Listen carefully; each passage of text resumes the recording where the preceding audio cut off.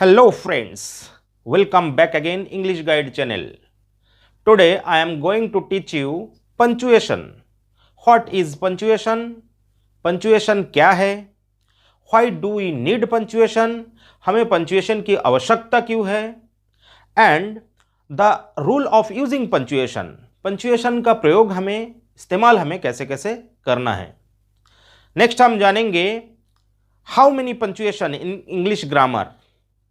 अंग्रेजी ग्रामर में, English grammar में पंचुएशन कितने प्रकार के हैं, कितने हैं पंचुएशन, उसके बारे में चर्चा होगा. और हम हिंदी में कितने पंचुएशन हैं उसके बारे में भी चर्चा करेंगे. और पंचुएशन मार्क्स को, इस साइन को हम हिंदी में किस किस नाम से जानते हैं और इंग्लिश में इसका साइन क्या है और इसे किस किस नाम से जाने जाते हैं, इन सभी विषयों के बारे में आज का इस वीडियो लेक्चर में चर्चा होगा. So friends, if you can write correct English without making any mistake, listen to me carefully and watch this video lecture till the end without any skip. तो आइए देखते हैं क्या है पंचुएशन.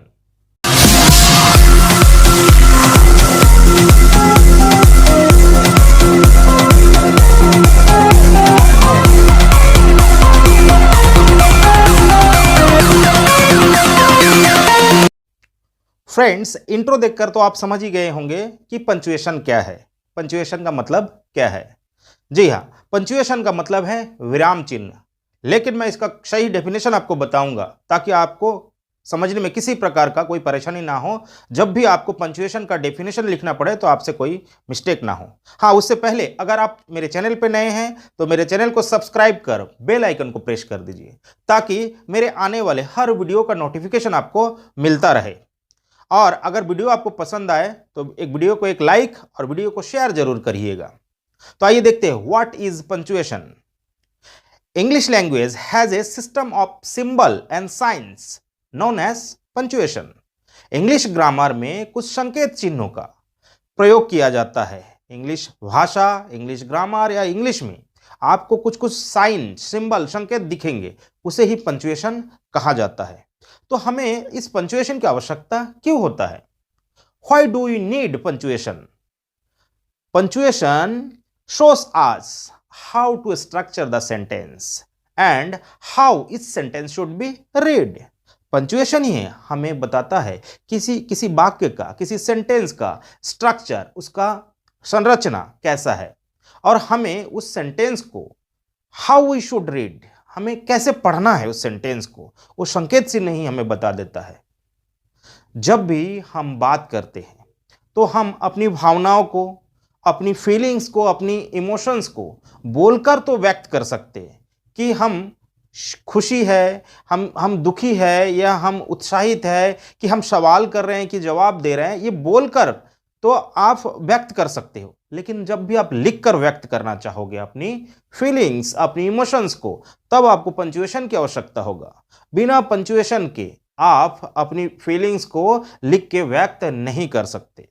इसीलिए इंग्लिश ग्रामर में या किसी भी लैंग्वेज में पंचुएशन मार्क का बहुत बड़ा महत्व होता है, क्योंकि पंचुएशन से ही हम किसी रिटन लैंग्वेज को पढ़कर या बोलकर या हम अपनी भावनाओं को, उन्हें, उस अर्थ को हम स्पष्ट कर सकते हैं.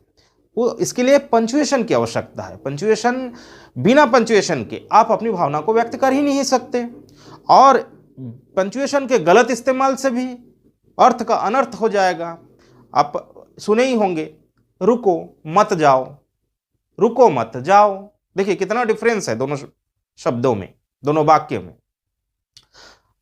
फ्रेंड्स, इंग्लिश ग्रामर में 14 यानी 14, there are 14 punctuation mark in English grammar. Modern English में इसमें से 12th का इस्तेमाल किया जाता है. और आप जानते हैं कि हिंदी में 18 विराम चिन्ह का प्रयोग किया जाता है. तो आइए देखते हैं फ्रेंड्स कि किस तरीके से हमें इस पंचुएशन मार्क का इस्तेमाल करना है. The rule of using punctuation mark एक एक करके हम देखते हैं. मॉडर्न इंग्लिश में हम जिन पंचुएशन के बारे में पढ़ने जा रहे हैं उसको, उसकी पहचान, उसको इंग्लिश में क्या नाम और हिंदी में क्या नाम से जाने जाते हैं, उसको सबसे पहले देखते हैं. तो ये है फुल स्टॉप. जिसे एक गोल बिंदु के द्वारा दर्शाया जाता है और इसे हिंदी में कहा जाता है पूर्ण विराम, और इंग्लिश में इसे पीरियड के नाम से भी जाना जाता है। और इसके बारे में और बता दूं, ये हमेशा स्टेटमेंट यानी सेंटेंस के अंत में लगाया जाता है। नंबर 2, कॉमा, जिसे इस प्रकार के चिन्ह से दर्शाया जाता है, इसे हिंदी में अल्प विराम के नाम से जाना जाता है। Number 3, semicolon. सेमीकोलन इस प्रकार के चिन्ह से दर्शाया जाता है, इसे अर्ध विराम भी कहा जाता है। नंबर 4, कॉलन, जिसे ऊपर नीचे दो बिंदी के द्वारा देखिए दर्शाया गया है, इसे अपूर्ण विराम या उप विराम के नाम से जाना जाता है। नंबर 5, क्वेश्चन मार्क, जिसे इस प्रकार के चिन्ह से दर्शाया जाता है, इसे आप भली भांति पहचानते हैं, इसे हिंदी में प्रश्नवाचक चिन्ह कहा जाता है, और ये जब प्रश्न पूछा जाता है तब इसके इस्तेमाल किया जाता है। नंबर 6, एक्सक्लेमेशन मार्क, इस प्रकार के चिन्ह से इसे दर्शाया जाता है, ये कुछ हद तक उल्टा आई जैसा दिखता है और इसे हिंदी में कहा जाता है विस्मयादिबोधक चिन्ह। नंबर 7, हाइपेन, एक छोटा लकीर के द्वारा दर्शाया जाता है, इसे हिंदी में योजक चिन्ह भी कहा जाता है। नंबर 8, डैश, जो हाइपेन से थोड़ा और लंबा है, इसे निर्देशक चिन्ह कहा जाता है। नंबर 9, एपोस्ट्रॉफी, एपोस्ट्रॉफी कॉमा, इसे इस प्रकार के चिन्ह से दर्शाया जाता है, ये थोड़ा ऊपर तरफ जो वर्ड लिखा जाता है उसके ऊपर तरफ लगाया जाता है और इसको हिंदी में कहा जाता है वर्ण लोप का चिन्ह या संक्षिप्त शब्द जब लिखते हैं तब इस कॉमा एपोस्ट्रॉफी कॉमा का हम इस्तेमाल करते हैं। नंबर 10, इन्वर्टेड कॉमा, और डॉट डॉट डॉट डॉट करके ऊपर भी दो इधर दो देखिए इस प्रकार के चिन्ह से दर्शाया जाता है, इसे अवतरण चिन्ह या उद्धरण चिन्ह भी कहा जाता है। ब्रैकेट्स, जो इन प्रकार से बनाया जाता है, इसे कोष्टक के नाम से हिंदी में जाना जाता है। और नंबर 12 है पैरेंथेसिस। इस प्रकार इन 12 पंक्चुएशन का प्रयोग मॉडर्न इंग्लिश में किया जाता है। अब हम इसका विस्तार से चर्चा करेंगे कि कब कब और कैसे कैसे आपको पंक्चुएशन का प्रयोग करना है। हाँ, और एक इम्पॉर्टेंट पंक्चुएशन का नाम आपको मैं बताने जा रहा हूँ जो इन 12 को छोड़ के है, जिसका नाम आप में से शायद ज़्यादातर लोग नहीं सुने होंगे। वो है फुल स्टॉप, एक्सक्लेमेशन मार्क और क्वेश्चन मार्क। इन तीनों को मिला के कहा जाता है टर्मिनल पंक्चुएशन। क्या है? Terminal punctuation.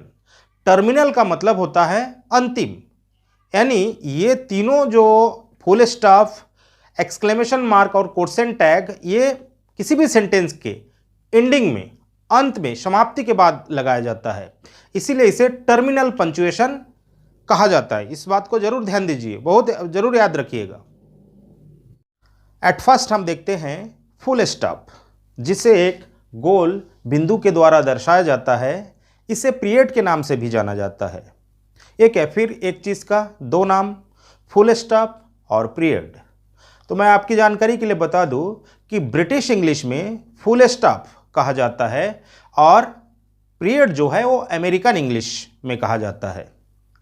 The full stop is used to represent the greatest pause and separation. Full stop का प्रयोग हमेशा वाक्य के अंत में या दो वाक्य को सेपरेट, अलग करने के लिए किया जाता है। इसके कुछ रूल्स है। रूल नंबर 1, फुल स्टॉप का प्रयोग हमेशा किसी सिंपल स्टेटमेंट यानी सिंपल सेंटेंस के अंत में, चाहे वो सेंटेंस एफर्मेटिव हो सकता है, नेगेटिव हो सकता है और इंपेरेटिव सेंटेंस हो सकता है। एफर्मेटिव सेंटेंस, नेगेटिव सेंटेंस और इंपेरेटिव सेंटेंस के अंत में आपको फुल स्टॉप का प्रयोग करना है। For example, Ram is a good boy, यहां आपको फुल स्टॉप का प्रयोग करना है। देखिए यहां फुल स्टॉप का प्रयोग किया गया है क्योंकि ये एक एफर्मेटिव सेंटेंस है। ही इज नॉट इंटेलिजेंट, यहां भी फुल स्टॉप का प्रयोग किया गया है क्योंकि एक नेगेटिव सेंटेंस है। हमेशा याद रखिए, आपको एफर्मेटिव सेंटेंस, नेगेटिव सेंटेंस और इंपेरेटिव सेंटेंस के अंत में फुल स्टॉप का प्रयोग करना है। ध्यान रखने वाली बात यह है कि किसी इंट्रोगेटिव सेंटेंस, ऑप्टेटिव सेंटेंस और एक्सक्लेमेटरी सेंटेंस के अंत में आपको फुल स्टॉप का प्रयोग नहीं करना है। For example, what is your name, यहां आप फुल स्टॉप का प्रयोग नहीं कर सकते, यह गलत होगा क्योंकि यह एक इंटरोगेटिव सेंटेंस है। तो व्हाट इज योर नेम के बाद आपको इंट्रोगेशन चिन्ह लगाना है। सेंटेंस के इस क्या, जैसे मैं बहुत सारे सेंटेंस के बारे में बोल रहा हूं, इन सेंटेंस को समझने के लिए आप आई बटन में मैं एक मेरे वीडियो का लिंक दूंगा, द सेंटेंस, उसको आप देख लीजिए तो सेंटेंस के बारे में पूरा आपका कॉन्सेप्ट क्लियर हो जाएगा, तब आपको यह समझने में बहुत ज़्यादा ईजी होगा। Rule number 2, abbreviation, short form of a word और फ्रेज। किसी शब्द या पदबंध के अंत में आपको फुल स्टॉप का प्रयोग करना होता है। For example, BA, MA, USA, WHO, इस तरीके से फुल स्टॉप का प्रयोग एब्रीविएशन में करना होता है।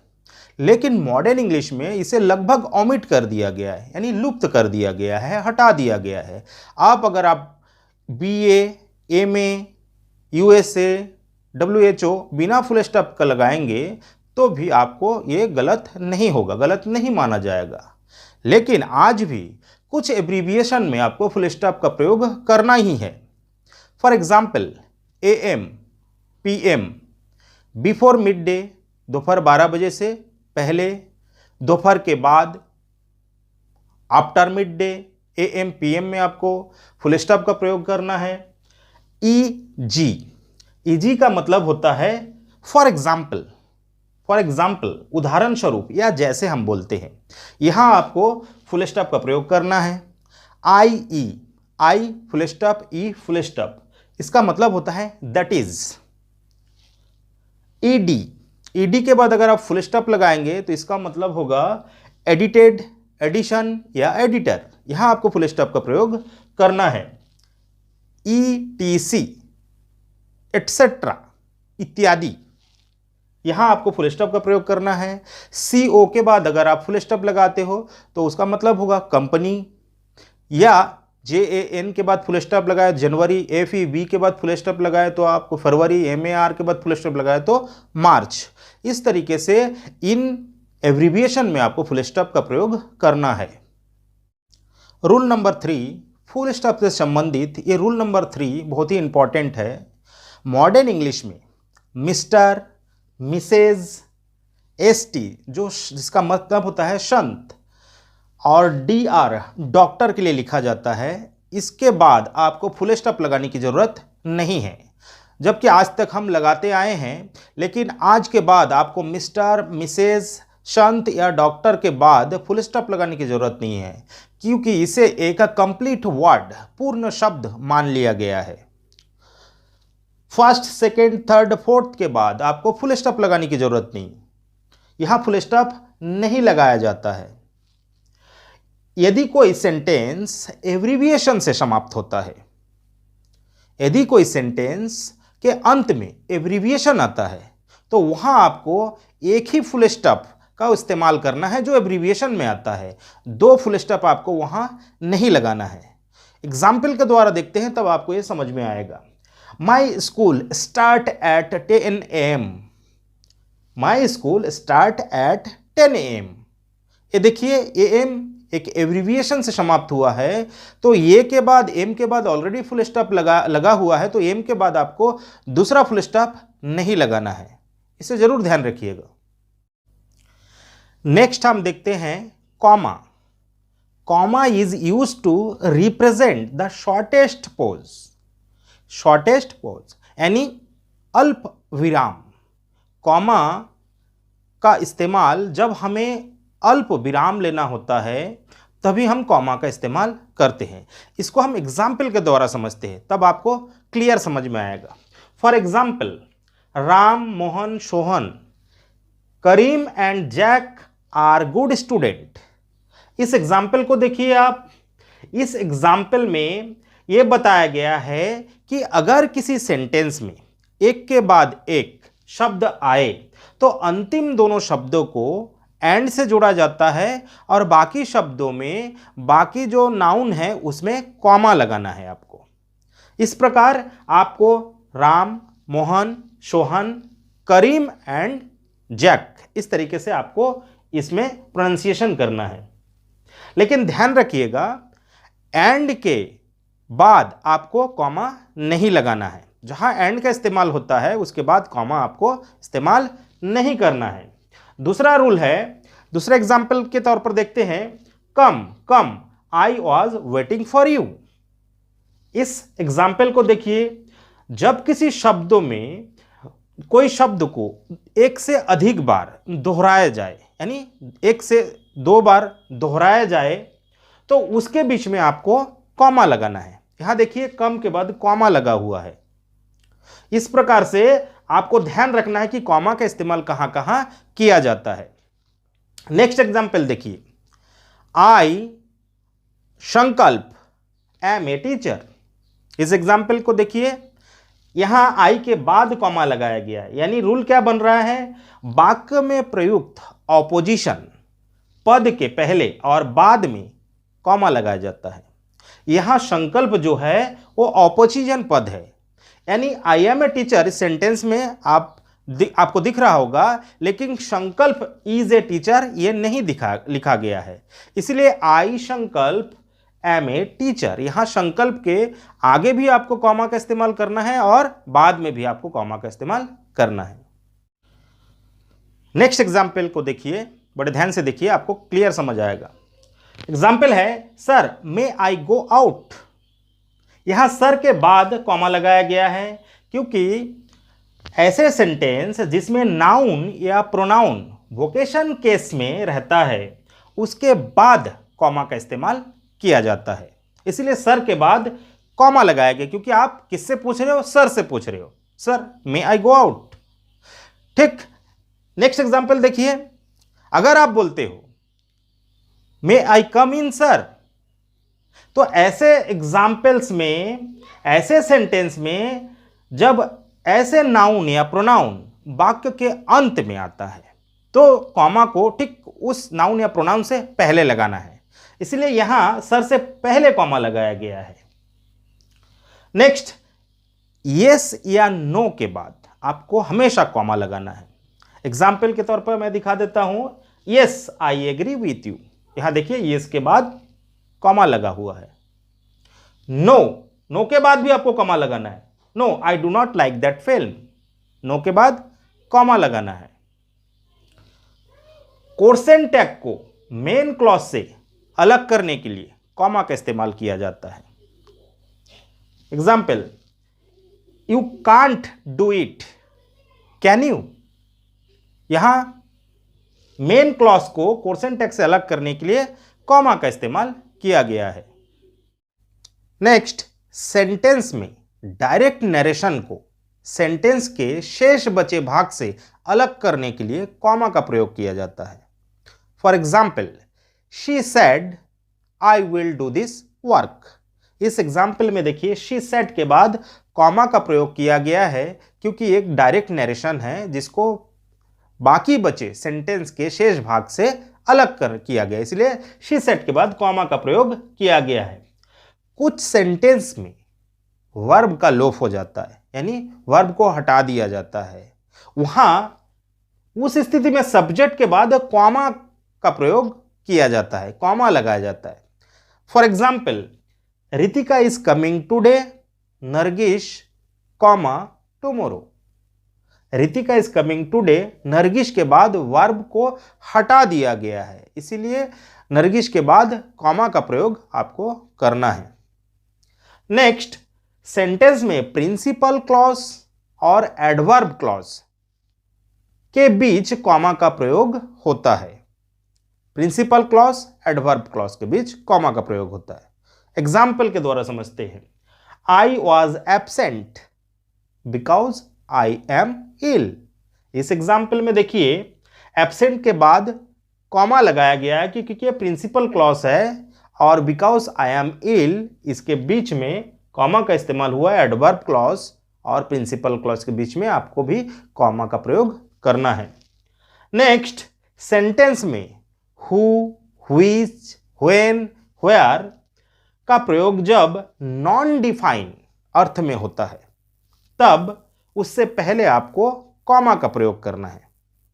Example, my brother comma who, my brother who, उसके बाद कुछ भी आप लिख दीजिए, came here, gave a camera. इसी तरीके से आपको कॉमा का प्रयोग करते रहना है। ठीक इसी तरीके से शेष बचे पंचुएशन यानी विराम चिन्हों का विस्तार पूर्वक सभी का प्रयोग मैं आपको अपने नेक्स्ट वीडियो में बताऊंगा। इसके लिए जरूरी है कि आप मेरे चैनल को सब्सक्राइब कर बेल आइकन को प्रेस कर दीजिए ताकि मेरे आने वाले हर वीडियो का नोटिफिकेशन आपको मिलता रहे। और इंग्लिश ग्रामर से संबंधित मेरे वीडियोस को देखने के लिए डिस्क्रिप्शन में मैंने अपने सभी वीडियो का लिंक दिया हुआ है, आप कभी भी देख सकते हैं। अगर आपको इंग्लिश ग्रामर में इंटरेस्ट है, आप इंग्लिश ग्रामर सीखना चाहते हैं तो डिस्क्रिप्शन में जाके हर वीडियो का लिंक आपको मिल जाएगा, आपको देखना चाहिए, आपको इसमें सीखने को बहुत कुछ मिलेगा। और अगर वीडियो आपको पसंद आए तो वीडियो को लाइक और शेयर जरूर करिएगा। Thank you friends, thank you for watching English guide channel.